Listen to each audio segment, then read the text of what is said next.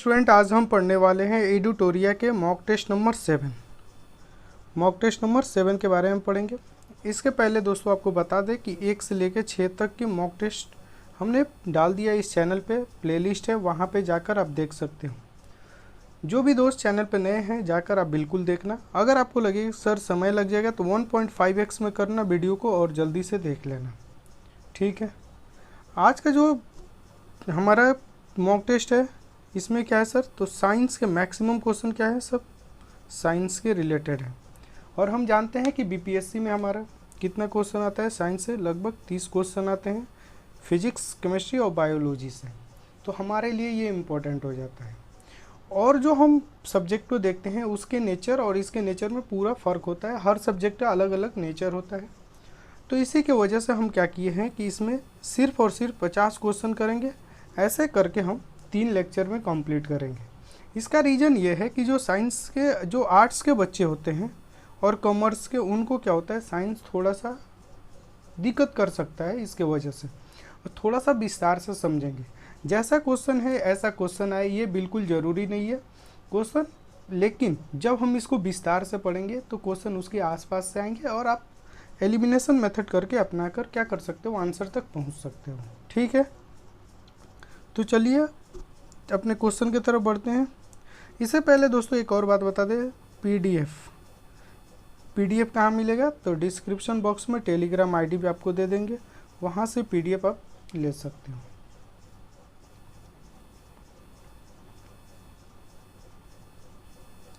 पहले क्वेश्चन की तरफ हम चलते हैं।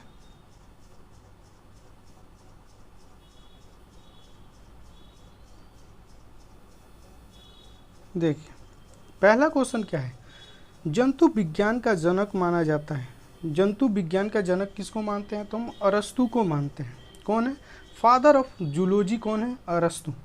जंतु विज्ञान है क्या सर, तो ये एक बायोलॉजी का हमारा क्या होता है, बायोलॉजी का ये हमारा एक ब्रांच होता है जिसमें हम अध्ययन किसके बारे में करते हैं, तो एनिमल किंगडम के बारे में अध्ययन करते हैं, जिसमें हम मनुष्य आ जाते हैं, हम मानव आ जाते हैं, इसमें पंछी, जो कीड़े मकोड़े होते हैं वो आ जाते हैं, सरीसृप, ये सारी चीज़ें इसमें आ जाती हैं। इनके बारे में अध्ययन करते हैं। इसमें अध्ययन क्या करते हैं सर, जीव विज्ञान में, जंतु विज्ञान में। तो जंतु विज्ञान में हम अध्ययन करते हैं कि जीवों का विकास कैसे हुआ, इनकी स्ट्रक्चर कैसा है, इन सारी चीज़ को बारे में हम अध्ययन करते हैं। फिर से इसकी क्लासिफिकेशन के बारे में, इन सारी चीज़ के बारे में, ठीक है। फिर यहाँ पे बात आता है सर बायोलॉजी शब्द, अगर आपसे क्वेश्चन आता है, जो बायोलॉजी शब्द का प्रयोग सबसे पहले कब हुआ था, तो 1801 में।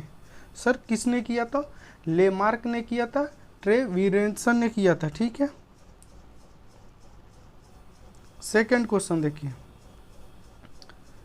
लाइकेन जो एक नग्न चट्टान पे भी पारिस्थितिकी जो अनुक्रम को प्रारंभ करने में सक्षम है, वास्तव में किसके सहजीवी साहचर्य है।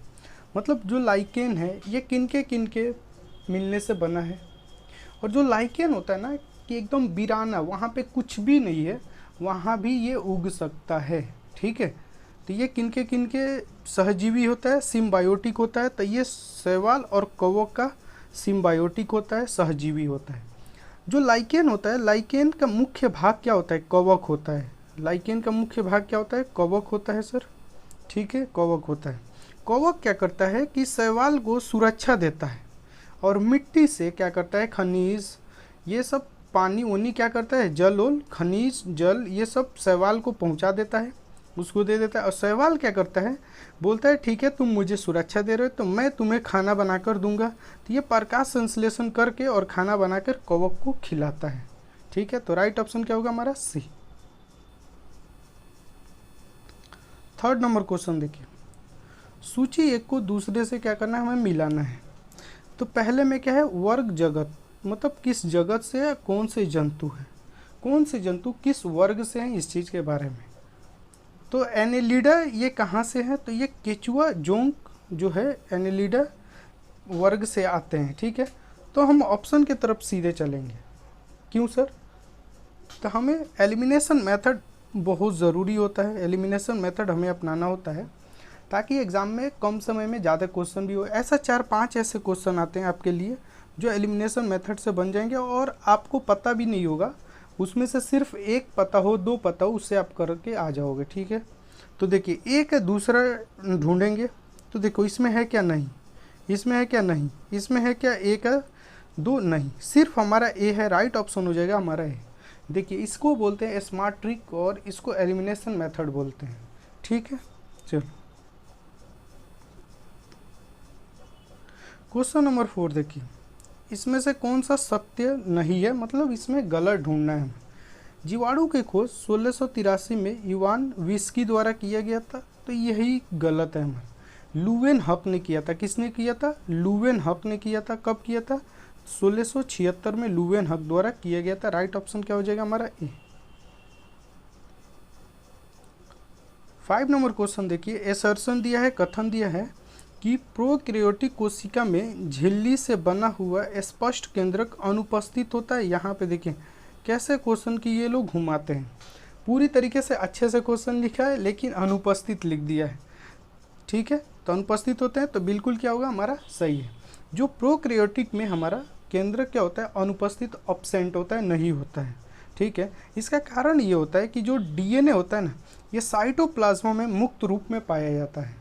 ठीक है, तो इसका कारण भी जान लें, क्योंकि प्रोकैरियोटिक कोशिका में डीएनए एक झिल्लीबद्ध नाभिक के भीतर नहीं बल्कि साइटोप्लाज्मा में मुक्त रूप में पाया जाता है, ये भी सही है। ठीक है, तो हमारा राइट ऑप्शन क्या हो जाएगा, ए, और दोनों सही है। और जो हमारा ए है वो क्या कर रहा है, ए का रीजन बता रहा है दूसरा, तो राइट ऑप्शन ये हो जाएगा। एक आता है यूकैरियोटिक, ये क्या होता है सर, इसमें केंद्रक होता है और बहुत ही अच्छे तरीक़े से होता है, वेल डेवलप होता है। यूकैरियोटिक में केंद्रक क्या होता है, इसमें केंद्रक होता है, इस चीज़ को याद रखेंगे यूकैरियोटिक के बारे में बात करें तो।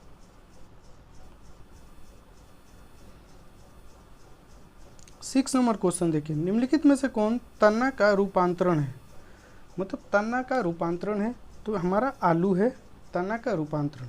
ये पौधे का ऐसा भाग होता है जो प्रकाश की ओर वृद्धि करता है। क्या करता है, प्रकाश की ओर वृद्धि करता है, प्रकाश की ओर वृद्धि करता है। तो हमारा आलू आप देखते हैं ये ऊपर की तरफ बढ़ता है। जब एक और आता है क्या, रूट, क्या आता है, रूट, जड़। तो ये क्या होते हैं, प्रकाश से, ये शैडो हमेशा ये क्या होते हैं, प्रकाश से दूर और भूमि के अंदर वृद्धि करते हैं। जैसे गाजर, मूली, चुकंदर, ये सब क्या होते हैं, ये जमीन के अंदर वृद्धि करते हैं। तो राइट ऑप्शन हमारा ए हो जाएगा। 7 नंबर क्वेश्चन देखिए, सही युग्म कौन सा है, हमें इस चीज़ को देखना है। आनुवंशिकता का पिता जो हानसेन है, ये गलत है। कौन है, तो Gregor Johann, Gregor Johann Mendel है, जोहान मेंडल है। तो पहला क्या होगा, गलत हो जाएगा। जीन शब्द का प्रयोग किसने किया था सबसे पहले, तो जोहानसेन ने किया था। इसका ऑप्शन क्या होगा हमारा, जोहानसेन। पहला के पास दे दिया, यहाँ पे दे दिया है, अब देखो जोहानसेन, तो ये भी क्या होगा हमारा गलत हो जाएगा। गुणसूत्र का नामकरण कौन किया था, डब्ल्यू वाल्डेयर। ये क्या है, सही है। हमारा राइट ऑप्शन क्या हो जाएगा, सी हो जाएगा। क्वेश्चन नंबर 8 के तरफ चलें। निम्नलिखित में से कौन से विषाणु द्वारा होने वाला रोग है, मतलब वायरस से होता है, वायरस से। टेटनस क्या वायरस से होता है, नहीं सर, ये तो बैक्टीरिया से होता है, तो ये तो होगा नहीं ऑप्शन। चेचक, ट्रेकोमा, डेंगू ज्वार, ये हमारा राइट ऑप्शन क्या होगा, बी हो जाएगा। ठीक है, मलेरिया हम जानते हैं परजीवी से होता है, तो हमारा राइट ऑप्शन क्या होगा, बी। आपको यहाँ एक चीज़ याद रखना है दोस्तों, ट्रेकोमा के बारे में। हाल ही में WHO ने भारत को ट्रेकोमा मुक्त घोषित किया है। तो इसको मोदी जी ने अपने भाषण में इस चीज़ को बोला था कि भारत आज स्वच्छ भारत अभियान के तहत क्या हुआ, ट्रेकोमा मुक्त हो गया। तो इस चीज़ को आप याद रखेंगे। सर ट्रेकोमा से होता क्या है, दिक्कत क्या होता है, तो हमारे जो आँख होते हैं ना, आँख के प्रॉब्लम होता है। ठीक है, इसके जो संक्रमण है हमारे आँख को हमेशा प्रभावित करते रहते। तो राइट ऑप्शन क्या होगा हमारा यहाँ बी। इस चीज़ को याद रखेंगे। आप क्या करेंगे कि जो बैक्टीरिया से, वायरस से होने वाले रोग हो गया, बैक्टीरिया से होने वाले रोग, परजीवी से होने वाले रोग, इनका थोड़ा सा आप क्या करेंगे, नाम याद रख लेंगे। क्योंकि ऐसे एग्जाम में क्वेश्चन पूछे जाते हैं। लेकिन आपको ट्रेकोमा को याद रखना, एग्जाम में बीपीएससी ऐसा क्वेश्चन पूछता है, ठीक है, क्योंकि अभी अभी इसको भारत को ट्रेकोमा मुक्त घोषित किया गया है। 9 नंबर क्वेश्चन देखिए, विटामिन 12 का रासायनिक नाम क्या है? तो साइनोकोबाल्मिन, इसका राइट ऑप्शन क्या होगा हमारा ए। फिलोक्विनोन विटामिन के को हम बोलते हैं, बायोटिन B7 को बोलते हैं, राइबोफ्लोविन ये B2 को बोलते हैं, ठीक है। रेटिनॉल क्या होता है? हमारा विटामिन ए को हम रेटिनॉल बोलते हैं, विटामिन B1 को क्या बोलते हैं? थायमीन बोलते हैं। तो ऐसे आप क्या करेंगे, चीज़ों को याद रख सकते हो, ठीक है।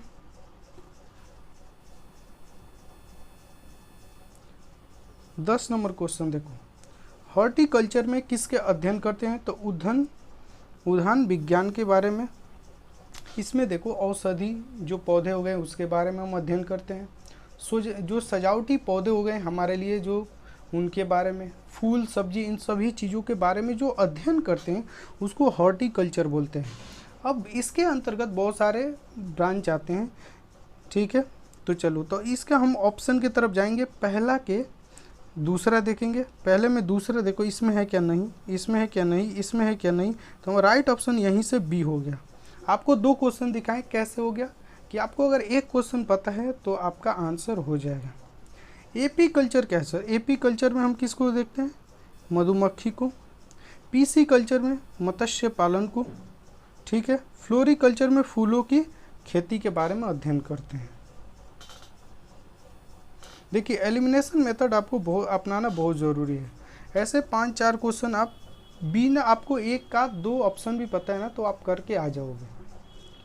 11 नंबर क्वेश्चन देखिए, नदी की जो मछली को समुद्र में रखा जाए तो क्या होगा? अगर हमारे नदी की मछली है तो उसको समुद्र में डाले तो क्या होता है? उसका वही प्रसारण हो जाता है। क्या होता है कि हमारे जो नदी की मछली होती है ना, उसके अंतर्गत जो पानी होना चाहिए जितना मात्रा में, उतना मेंटेन होता है। जैसे वो समुद्र में जाती है वहाँ खारा पानी मिलता है, खारा पानी मिलेगा तो उसके अंदर पानी की धीरे धीरे कमी होगी, डिहाइड्रेट हो जाएगी। उसके अंदर से धीरे धीरे पानी क्या होता है, बाहर की तरफ निकलने लगेगा।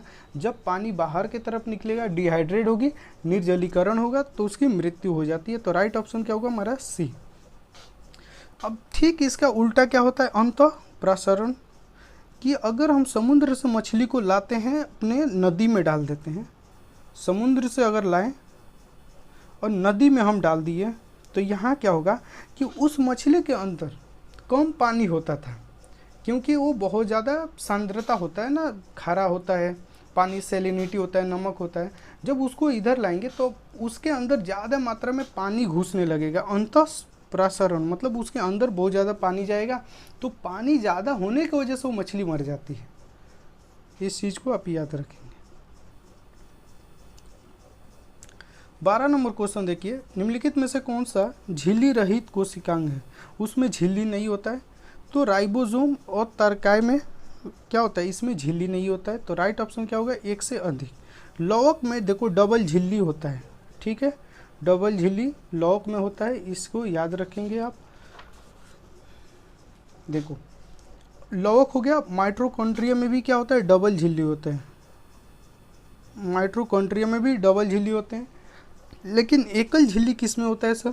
तो एकल झिल्ली गोल्जी कॉय हो गया, लाइसोसोम हो गया, उसमें एकल झिल्ली होता है, और किसी में झिल्ली नहीं होता तो राइबोसोम और तर्काय में, ठीक है। इस चीज़ को तीनों को आप राइट डाउन कर सकते हो, जो चीज़ मैं बोल रहा हूँ। अगर आपको याद ना हो तो इसको लिख सकते हो। 13 नंबर क्वेश्चन देखिए, निम्नलिखित कथन पे विचार कर, डीएनए की संरचना नाइट्रोजन, शुगर, फास्फोरिक अम्ल से निर्मित होता है, क्या ये सही है? ठीक है। मुख्य रूप से आरएनए अनुवांशिक पदार्थ है, आरएनए ये गलत होगा, क्योंकि डीएनए जो है ना, ये मुख्य रूप से क्या है, अनुवांशिक पदार्थ होते हैं। आरएनए क्या है, ये गैर अनुवांशिक पदार्थ होता है। कुछ वायरस में अनुवांशिक पदार्थ हो सकता है, वायरस में, ठीक है। तो राइट ऑप्शन क्या होगा, केवल एक हो जाएगा हमारा।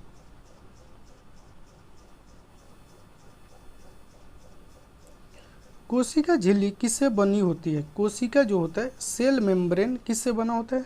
तो ये प्रोटीन और लिपिड से बना होता है। कोशिका झिल्ली होता क्या है सर? देखिए, कोशिका जो झिल्ली होता है ना, ये अर्ध पारगम्य होता है। अर्ध पारगम्य मतलब चयनात्मक दरवाजे, मतलब अपने सिक्योरिटी, जैसे अपने दरवाजे के पास एक सिक्योरिटी को रख देते हो, होमगार्ड के रख देते हो कि किसको अंदर, हमारे घर के अंदर भेजना है, किसको नहीं भेजना है। ठीक उसी तरीके से ये काम करता है कि कौन अंदर जाएगा, कौन बाहर, किसको बाहर रोक दिया जाएगा, इस चीज़ का काम करता है। ठीक है, तो इस चीज़ को आप याद रखेंगे।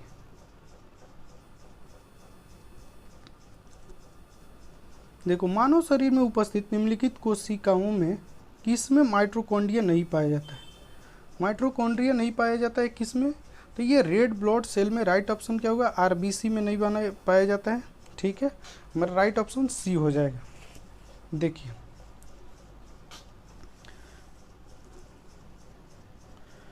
जो यकृत सेल है, यकृत सेल ये क्या होता है? अत्यंत ये सक्रिय होता है, बहुत ज़्यादा एक्टिव होता है और इसमें मेटाबॉलिज्म का कार्य होता है। ये बड़ी मात्रा में माइटोकॉन्ड्रिया को क्या करता है?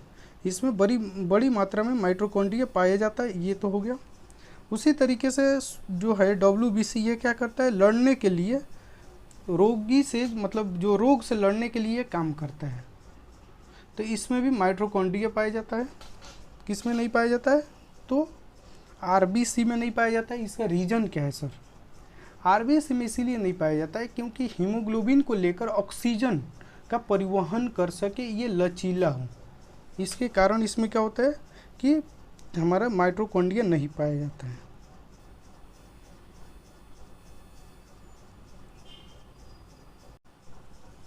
सोलह नंबर क्वेश्चन देखिए, कोशिका विभाजन कि किस फेज में गुणसूत्र जो होता है सर्वाधिक स्पष्ट दिखाई देता है? तो ये मेटाफेज में, मध्य अवस्था में, मेटाफेज में गुणसूत्र की जो सर्वाधिक स्पष्ट रूप से दिखाई देता है। क्वेश्चन नंबर 17, कथन पे हमें क्या करना है सर? विचार करना है। समसूत्रीय विभाजन की विभाजित कोशिकाओं में गुणसूत्र की जो संख्या मात्र कोशिका की आधा होती है। समसूत्री विभाजन के बारे में बोल रहा था, तो ये गलत हो गया क्योंकि समसूत्री विभाजन में क्या होता है? जो मातृ कोशिका के आधे नहीं बल्कि इसके बराबर होती है। क्या होती है? इसकी बराबर होती है। तो ये क्या है? गलत होगा हमारा। और सूत्री विभाजन के विभाजित कोशिका में गुणसूत्रों की संख्या मातृ जो कोशिका के बराबर होता है, ये गलत है। इसमें क्या होता है? आधा हो जाता है। इसमें क्या होता है? आधा हो जाता है। पूछा है कौन सही है? तो इनमें से कोई नहीं, डी हमारा राइट ऑप्शन हो जाएगा 17 का।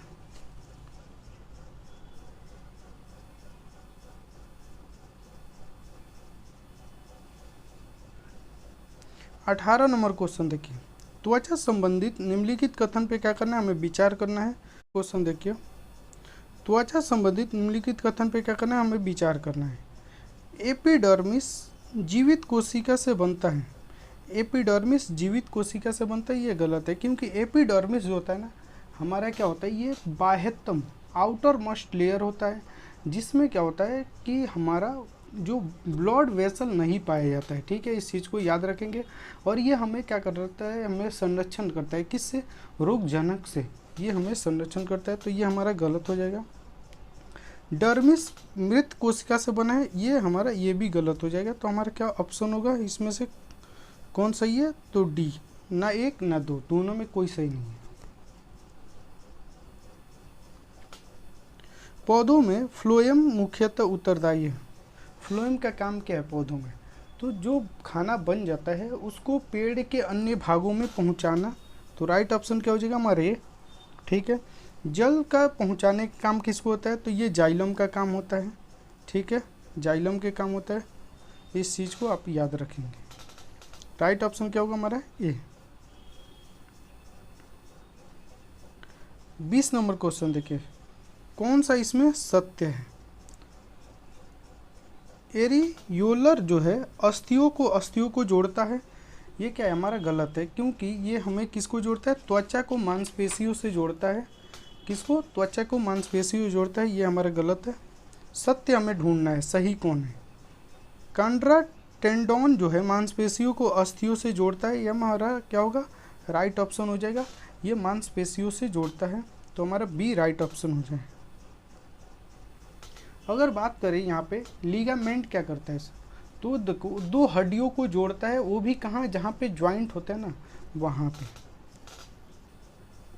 क्वेश्चन नंबर 21, इसमें से कौन ऐच्छिक पेशी है? ऐच्छिक मतलब कि हमारे हिसाब से चीज़ें हो सकती है, ठीक है, वो हमारे अधीन है, जैसे हम करना चाहे वैसे हो जाए। तो गर्दन को क्या करता है, हिलाना उलाना कुछ भी, ये चीज़ें। लेकिन आहार नाल, श्वसन नाल, इस पे हमारा कंट्रोल है क्या? बिल्कुल ही नहीं है, ठीक है। तो उसको अनैच्छिक बोलते हैं, इसको ऐच्छिक बोलते हैं। एक अनैच्छिक होता है जो हमारा, अनैच्छिक मतलब वो हमारे कंट्रोल से बाहर की चीज़ें हैं। ऐच्छिक के मतलब जो हमारे कंट्रोल के अंदर है।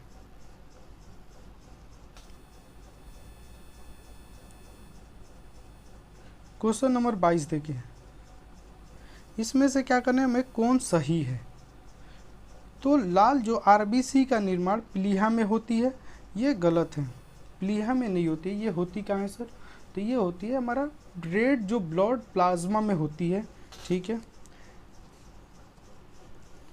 लाल जो रुधिर कणिकाओं में केंद्रक होते हैं, अभी हम पढ़े थे, क्या होते हैं इसमें? नहीं होते हैं सर। आरबीसी में क्या सेंटर न्यूक्लियस होता है? नहीं होता है। क्यों नहीं होता है? क्योंकि इसको हीमोग्लोबिन को ऑक्सीजन के परिवहन कराना होता है, तो लचीला होता है, इसके कारण इसमें नहीं होता।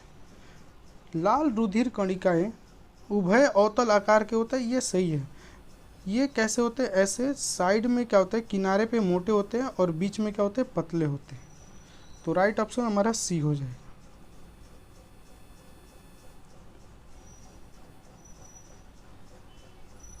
मोनोसाइट, जो मोनोसाइट है, विशिष्ट रोगाणु के प्रति विशिष्ट प्रतिरक्षियों एंटीबॉडी का निर्माण करता है। मोनोसाइट, ये गलत है, हमारा कौन करता है? जो बी लिम्फोसाइट होता है ना, वो क्या करता है, एंटीबॉडी का निर्माण करता है, तो ये गलत हो गया। बी लिम्फोसाइट प्रतिरक्षा प्रणाली का सर्वाधिक प्रभावशील कोशिका है।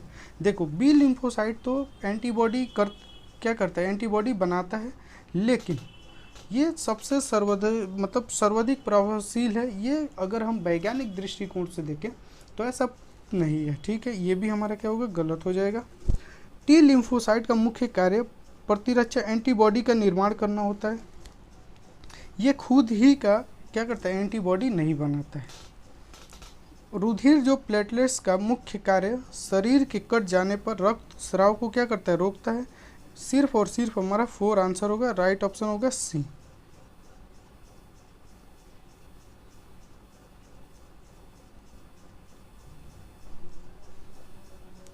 ट्वेंटी 24 नंबर क्वेश्चन देखिए, अगर माता का रक्त ए है, ग्रुप ए है, और पिता का ए बी है, तो बच्चा का संभावित समूह नहीं होगा।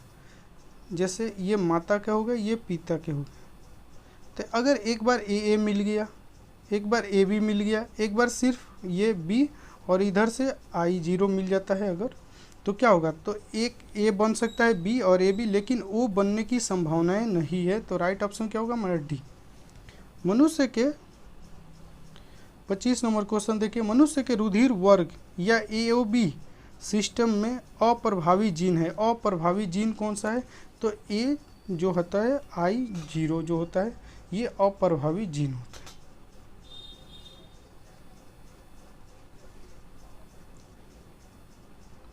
निम्नलिखित कथन पे क्या करना है, हमें विचार करना है। बहिस्रावी ग्रंथियों का स्राव का हार्मोन कहते हैं, हार्मोन कहते हैं, ये क्या होगा, गलत हो गया है। इसमें कहते हैं क्या, एंजाइम।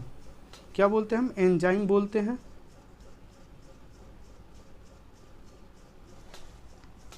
सेकंड ऑप्शन देखिए, अंतःस्रावी ग्रंथियों का स्राव का एंजाइम कहते हैं, यहाँ क्या है, यह वाला गलत है, यहाँ पे हार्मोन बोलते हैं। अंतः जो स्रावी ग्रंथि के स्राव को क्या बोलते हैं, हार्मोन बोलते हैं।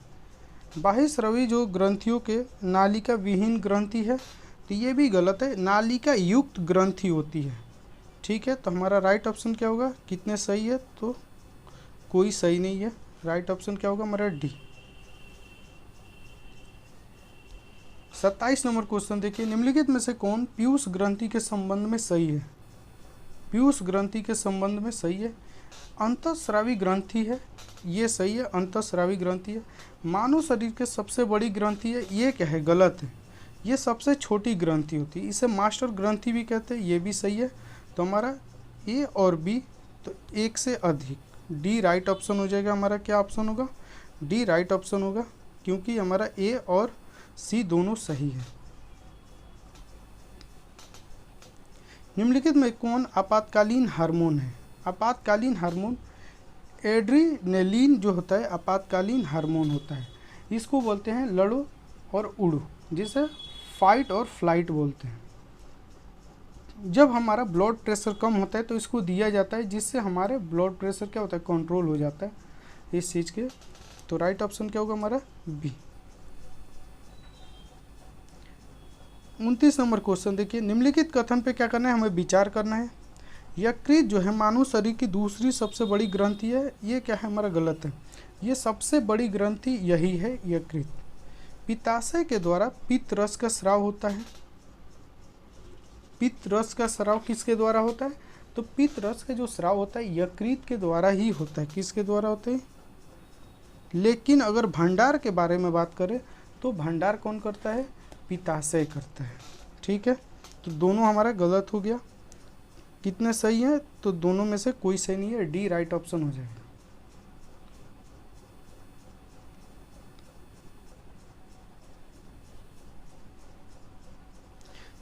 निम्नलिखित में से कौन गलत है? इसमें हमें गलत ढूंढना है।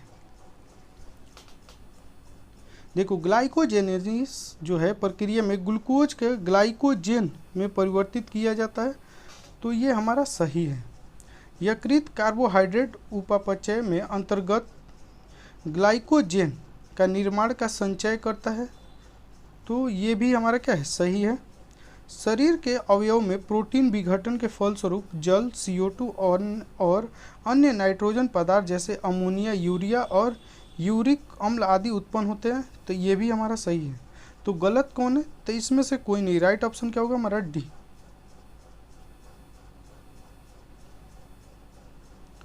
जीवित प्राणियों के शरीर में होने वाली निम्नलिखित में से कौन सी एक प्रक्रिया पाचक प्रक्रिया है? पाचक की प्रक्रिया है कौन सी? तो प्रोटीन को अमीनो अम्ल में विघटन। राइट ऑप्शन क्या होगा हमारा? डी हो जाएगा।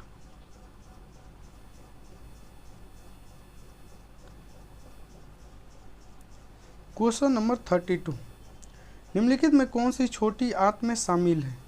तो हमारी जो छोटी आंत में 3 पार्ट होते हैं, एक ग्रहणी, ठीक है, एक होता है हमारा क्षुद्रांत, एक अग्र क्षुद्रांत। ठीक है, तो हमारा 2 हो गया। तो इसमें राइट ऑप्शन क्या होगा? शामिल होगा ग्रहणी। राइट ऑप्शन हमारा यहाँ डी हो जाएगा। लेकिन सीकम और मलाशय, बृहदांत, ये सब क्या है? बड़ी आंत की सब पार्ट है। ठीक है,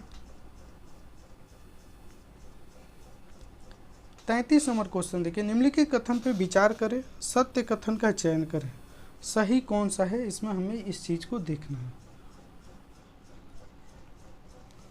आमाशय जो होता है प्रोटीन पाचन का प्रमुख स्थान होता है, सही है। भोजन में उपस्थित लगभग 30% स्टार्च का पाचन मुख गुहा में होता है, ये भी सही है। जठर ग्रंथि का जठर रस क्षारीय होता है, नहीं। ये क्या होता है? अत्यधिक क्या होता है?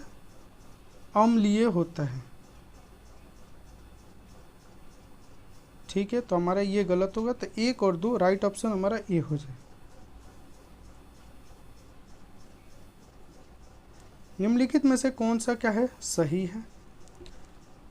कूपिका के फ्यूज हो जाने से रक्त में ऑक्सीजन की मात्रा अधिक हो जाती है, तो नहीं।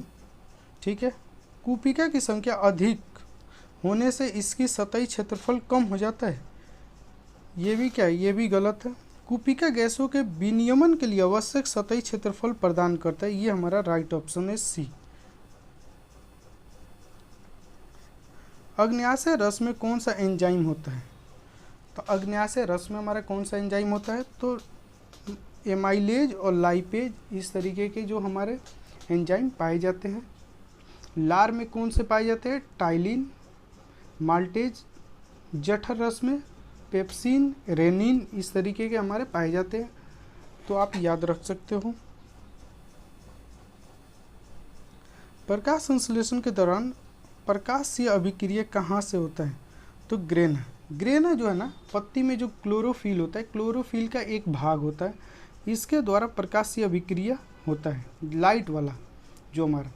और बात करें कि डार्क रिएक्शन में, तो डार्क रिएक्शन में किसके द्वारा, तो हरित लवक में क्लोरोफिल जो होता है, हरित लवक, उसके अंतर्गत जो हमारा पार्ट होता है एस्ट्रोमा, क्या होता है एस्ट्रोमा, तो उसमें डार्क रिएक्शन होता है। जब लाइट प्रेजेंट नहीं होता है तो उसमें डार्क रिएक्शन होता है, लेकिन यहाँ पे पूछा है प्रकाशीय अभिक्रिया, जब प्रकाश रहता है तो ग्रेना। प्रकाश स्वशोषण से संबंधित है, इसकी उत्पादकता अधिक होती है, ये क्या है, गलत है। C3 चक्र, केल्विन चक्र में CO2 और O2 दोनों का प्रवेश, ये राइट ऑप्शन हमारा बी हो जाएगा। प्रकाश संश्लेषण को प्रभावित करने वाले कारक, जो फोटोसिंथेसिस होता है उसको कौन कौन कारक प्रभावित करते हैं, तो CO2, तापमान, ऑक्सीजन और प्रकाश और H2O, ये सभी करते हैं, राइट ऑप्शन ए हो जाएगा। बहुत सारे दोस्त समझेंगे कि सर ऑक्सीजन कैसे करते हैं, तो देखिए जब ऑक्सीजन अगर मैक्सिमम हो जाएगा ना, तो रूबिस्कस जो एंजाइम होता है वो क्या करता है, प्रकाश संश्लेषण की जो दर होती है उसको कम कर देता है। तो ऑक्सीजन जितना बढ़ेगा, इसकी प्रकाश संश्लेषण की जो दर होती है कम हो जाता है। इसको वारबर्ग इफेक्ट भी हम बोलते हैं।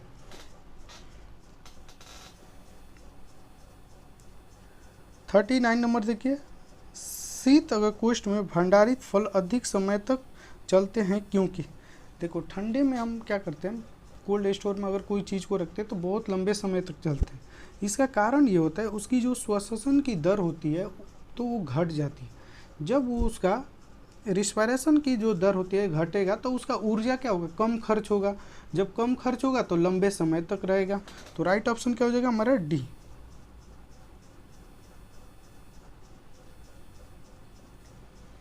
चालीस नंबर क्वेश्चन देखिए, निम्नलिखित में से कौन सा पादप हार्मोन मुख्यतः फल परिपक्वता के लिए उत्तरदायी है।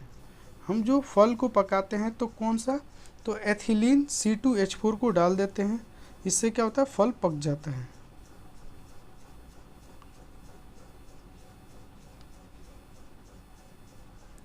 फोर्टी 41 देखिए, क्या करना है, निम्नलिखित कथन पे विचार करें। पुरुष जो है होमोफीलिया के वाहक होता है, ये गलत है। केवल जो महिलाएं होती है ना हीमोफीलिया के वाहक होते हैं। हीमोफीलिया का होता है सर, ये एक जेनेटिक रोग होता है। ये जिसका होता है ना उसके रक्त जो होता है, अगर कहीं थोड़ा भी अगर चोट लग जाएगा ना तो वहाँ से ब्लड रुकेगा नहीं, निकलते जाता है, ठीक है। तो उसके लिए ये बीमारी होता है। ये किससे फैलता है, तो केवल महिलाओं से। जो कलर ब्लाइंडनेस है, रोग से ग्रस्त व्यक्ति को लाल और पीला रंग में अंतर नहीं कर पाता है। लाल तो होता है लेकिन यहाँ पे ग्रीन होता है, तो ये भी क्या होगा हमारा गलत हो जाएगा। हीमोफीलिया के कारण रक्त थक्का जल्दी बन जाता है, ये भी गलत है। क्या होता है, अगर ये होगा तो रक्त का जो थक्का होता है वो नहीं बनता है। अगर नॉर्मल भी आपको चोट लग जाए तो आपके ब्लड बहुत तेज़ी में निकलता है, जिससे अगर समय रहते अगर हम ठीक नहीं कर रहे हैं तो मृत्यु भी हो सकती है, ठीक है। राइट ऑप्शन क्या होगा हमारा डी।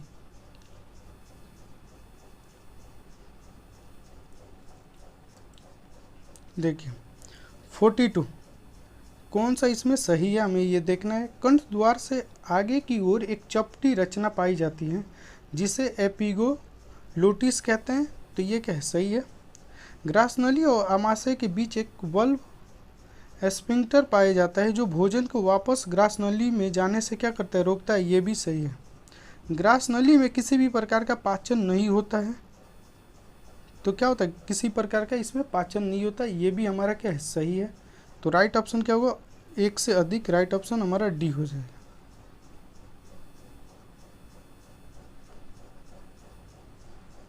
इसमें हमें क्या करना है, सही देखना है कौन सा सही है।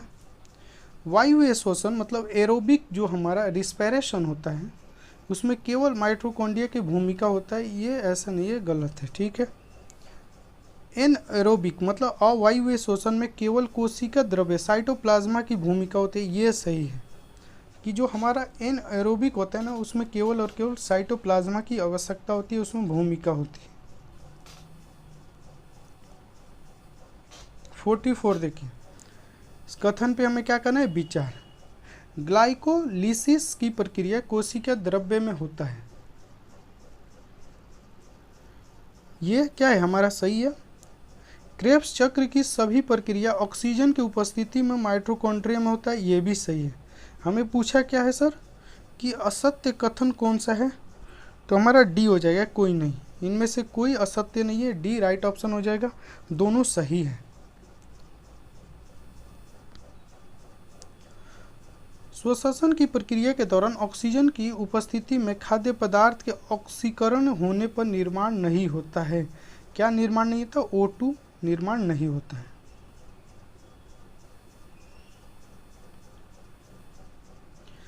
जब मनुष्य कार्य करता है, जो मांसपेशियों में ऑक्सीजन के अभाव, अगर हम कोई काम करते हैं या दौड़ रहे हैं तो हमारे बॉडी में जो ऑक्सीजन के अभाव होता है, पायरुविक अम्ल का विखंडन किस में हो जाता है, तो लैक्टिक अम्ल में हो जाता है। राइट ऑप्शन क्या होगा, बी।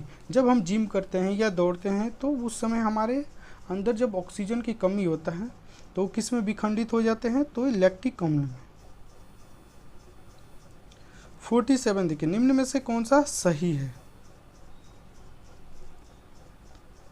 तो धमनियों में रक्त दाब सिराओं के तुलना में अधिक होती है। धमनियों में जो रक्त, जो हमारा ब्लड प्रेशर होता है, सिराओं की तुलना में अधिक होता है, तो ये हमारा राइट ऑप्शन ए हो जाएगा।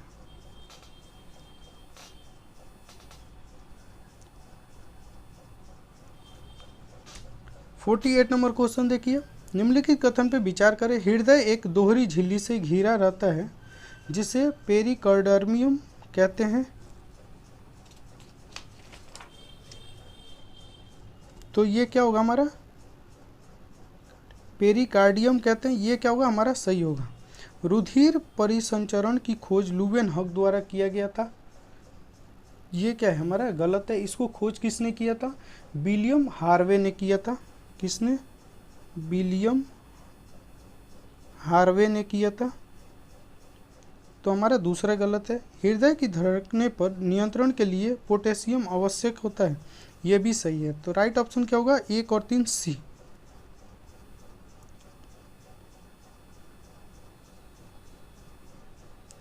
फोर्टी 49 देखिए, एक सामान्य स्वस्थ व्यक्ति के प्रकुंचन दाब सिस्टोलिक जो प्रेशर होता है कितना, 120 mmHg होता है, ठीक है।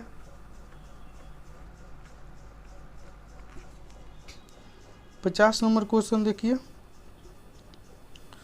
निम्नलिखित में से कौन उपास्थीया कार्टिलेज से संबंधित सही है। कार्टिलेज से संबंधित सही है, इस चीज को हमें क्या करना है, देखना है। देखिए यह अर्ध ठोस तथा लचीला होता है, ये क्या होगा हमारा सही होगा। उपास्थि की कोशिकाओं में कोंड्रोसाइट कहा जाता है, ये भी क्या होगा हमारा सही होगा। भ्रूण अवस्था में अधिकांश कंकाल हैलाइन उपास्थियों का बना होता है, तो ये भी सही होगा। हमारा राइट ऑप्शन क्या हो जाएगा, डी हो जाएगा। दोस्तों तो आज के लिए हमारा जो 50 क्वेश्चन है हो गया, इसके बाद मैं 50 क्वेश्चन करूँगा, उसके बाद से 50, ऐसे करके हम 3 सेट में कर लेंगे, बहुत कम समय में करेंगे ताकि सभी दोस्त समझ पाएँ, देख पाएँ वीडियो को जल्दी से जल्दी। फिर से आपसे एक रिक्वेस्ट है कि आप अगर वीडियो को पूरा नहीं देखे हो तो सारे वीडियो को देख लो 1.5x में करके जल्दी से, ठीक है। तो आज के लिए इतना ही। Thank you to all of you, thank you, धन्यवाद।